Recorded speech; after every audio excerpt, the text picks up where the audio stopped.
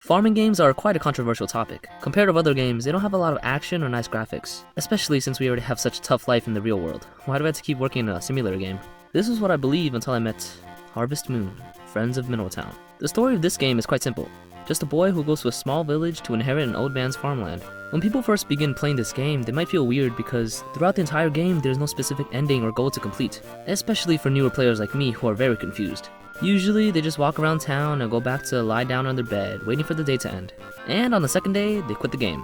At least in The Legend of Zelda, you have a goal to save the princess, but in this game, they tell you to revive a farm. What do you want me to do, become an idol or something? On the second day, I continued walking around the village, looking for missions to complete and get money. Then, I spent an entire day talking with girls and forgot to put anything in my shipment box and was criticized by Zach. He then told me that I could mine ores from the mountain, so the next day I brought my cute hammer and went to the mountain to start mining. While I was mining, I realized that I didn't have any space in my bag, so I decided to put my items on the ground. Looks like I played too much Minecraft. But it's okay. I have unlimited time to bring those ores back home and come back. At the rate I'm working, I'm going to be rich. The luxurious life is waiting for me. Wait, why is the background music changing? Why do I look like a Smurf?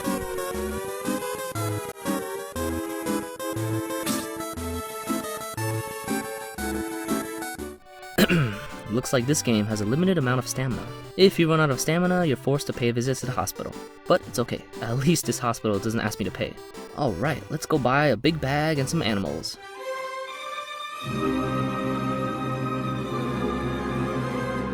Looks like even in this game, my poor farmer is still being subjected to capitalism. And even after working an entire day, I can only buy a few seeds. Even after I become the very definition of capitalism and get rich, I still get critiqued by the villagers. But it's okay. I just sent some wheat flour to some dwarves to help me with the farming and caring for the animals. Also, I went to the cave and mined some ore to level up my farming tool, as well as joining every festival I could to try and familiarize myself with every villager, and checking television every morning after waking up to see if there's any storms. And if there were, reload a new save file. Slowly and gradually, I begin to figure out each girl's favorite gifts, and sending gifts to them as well as finishing wedding events. Then, steps towards the wedding. Eventually, you realize that you almost spent 100 hours into this game, and that you've pretty much already become addicted to this game. In fact, I don't really like to call this game a browsing game, because every second in this game is full of value. Even though you finished farming and taking care of the animals, you still have a lot of things to do. It feels as if you really live in the village. For the experts who play this game, they go underground 255 floors to dig for a special item, as well as learning different cooking dishes. Some of them will even want to go challenge the biggest thing in this game, which is, after getting married for 50 years, your wife will gift you a house that's built on a mountain. If you played up to that part, you've pretty much experienced the whole game. On the other hand, this company still continues to release new games. This especially intrigued me when I heard that they will have a remake to Friends of Mineral Town, as well as Doraemon and Story of Seasons.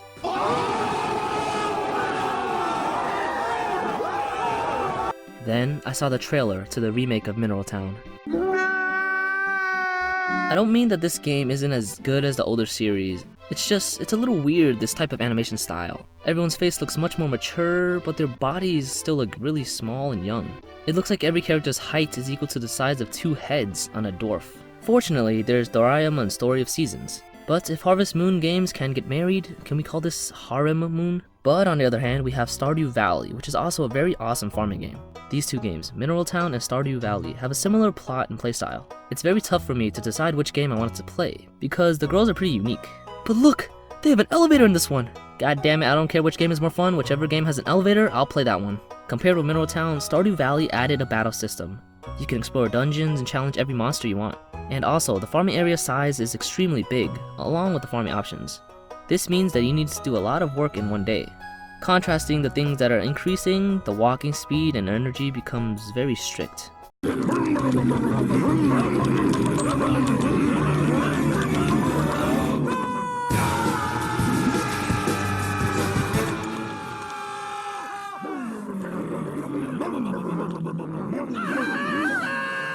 But on the other hand, you can play something you can never play in other farming games, which are gay or lesbian relationships. You can even have your own harem. Holy crap, this is one of my dreams in Mineral Town. These new factors make this game require a lot more thinking, as every character has a lot more personality. It's just as if we have lived in this village the whole time. Now let's invite our next guest.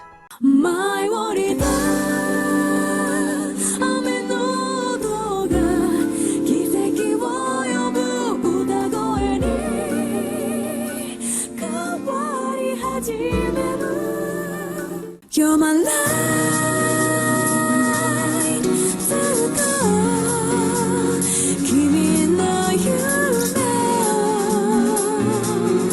守ってゆくから Factory 2 Rune Factory is a business simulation RPG game with the theme of managing a ranch by Marvelous Interactive in Japan in order to meet the New Year's anniversary of the 10th anniversary of Ranch Story, which later developed into an independent new series. I have played Rune Factory 1 and 2 before, but they didn't give me much surprises. Although they hired cast voices and have a battle system like Stardust Valley, you can make weapons and decorate by yourself, this system is still very immature. I'm talking about the battle system. You can't move and attack at the same time. You literally have to stop in front of the monster and measure the distance between you and them to make sure that they won't attack you before your sword reaches them. And also, you have to be conscious that there are no monsters outside of the screen that will attack you. As well as magic being very weak and there's a limit on your energy. You have to die several times just to figure out the monster's habits to beat them. What the hell am I playing, Dark Souls? Compared to Mineral Town, the farming is too boring. When you're farming, you literally farm, nothing special. Even if you hire some monsters to help you do this, they never arrive on time and ask for incredibly high wages. Their working quality can't even pay back the money I paid to them. Holy crap, in Mineral Town I get abused by capitalism, and in Rune Factory I feel despair from peasantism. If, fortunately, there is a rainy day, you will realize that there's nothing much to do other than to farm. Walking around the town while talking to all the villagers and being GG'd by the monsters. And their hospital is especially useless. After you die, it's literally game over. Therefore, too many repeating playing processes, unbalanced battling system, and a lack of unique or fresh aspects that make me want to continue playing this game. Then...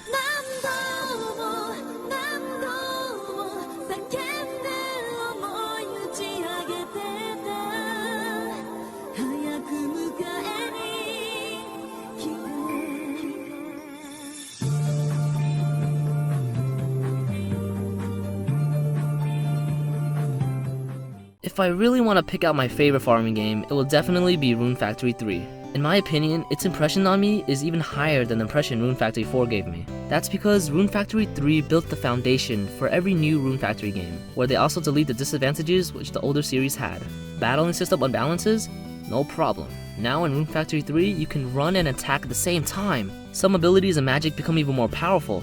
And at the same time, you can bring most villagers to be your teammates and fight with you. Some of them can even carry you till the end of the game. If you still think it's pretty difficult, you can change the difficulty in the game. You can even connect to Wi-Fi and play with your friends. Alright, now that I finished talking about the fighting, let's talk about the main thing in farming games, which is... farming. The farming area in Rune Factory 3 is also extremely big. If you count the farming area outside the village, it can be compared to Mineral Town. But while I was farming, I didn't feel bored at all, because you can level up your farming tool to make watering only a matter of seconds. And sometimes while plucking roots, you can level up some of your skills to make yourself stronger, thus leaving players feeling more achieved. Not to mention, the character designs are much better than its prequel. A tender and slightly ill-intentioned girl, Shara, lazy Karen, Chocolat, and Marianne, two girls that constantly argue with one another, but in reality, they're the best couple in the village. Silent, but wins in almost every popularity competition, Tuna. She even appeared in Rune Factory 4. A money-loving gal, Sakuya, the peak of sundaris, Sophia, the cutest mermaid, Persia, the elf who is always full of energy, Daria, a girl that thinks incest is okay, Ion, and the most normal but also the one with the least presence, Karuna. God damn it, in every series of Rune Factory, they always have some characters in the village that are more charismatic than others, but you can't marry them. The only two things that I feel unsatisfied with this game is that the main storyline is too short. After you finish 4 different seasons of adventure areas, and finish beating up those 4 bosses and going to the 5th one to beat the last boss, you've pretty much finished the entire game. The second thing is, I want to try and play as a female character. Although this is possible in Rune Factory 4, those male characters in Rune Factory 3 are pretty sexy. And the last one.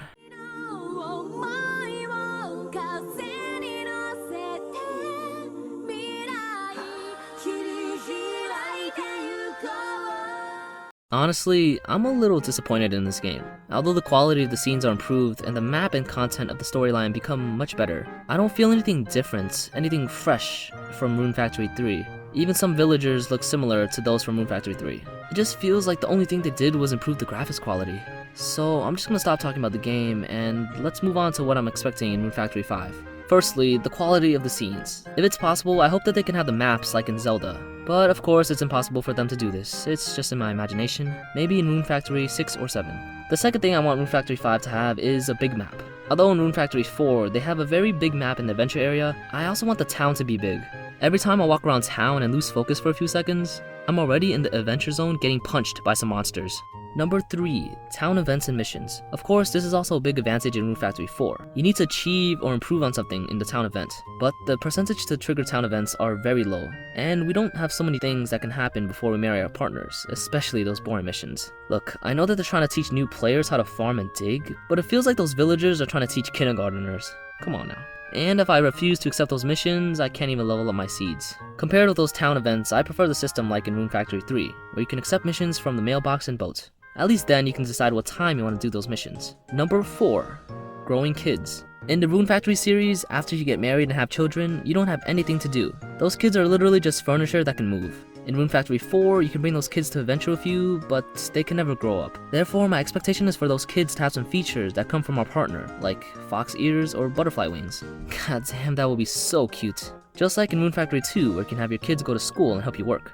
Number 5. Love rivals. In Mineral Town, if you don't establish a good relationship with a girl or already got married, you are going to be invited to other villagers' weddings. Of course, this feature isn't included in the Rune Factory series. After you get married, the other villagers will be single forever. You can't feel this achievement of beating those love rivals and marrying someone you love. And other villagers will also invite you to their weddings and have children. Then my children can go to school with them, and the entire village will become much better. This can solve the problem in farming games, which is, after you get married, you have nothing else to do. Well, believe it or not, there are still a lot of things that I haven't said or included. But I guess the video is pretty long, so I'll just end the video here. If you're interested in the story of what I envision Rune Factory 5 to be, please give me like 10 likes to help this poor child out, and I will publish my next video more quickly. Thank you very much, and goodbye.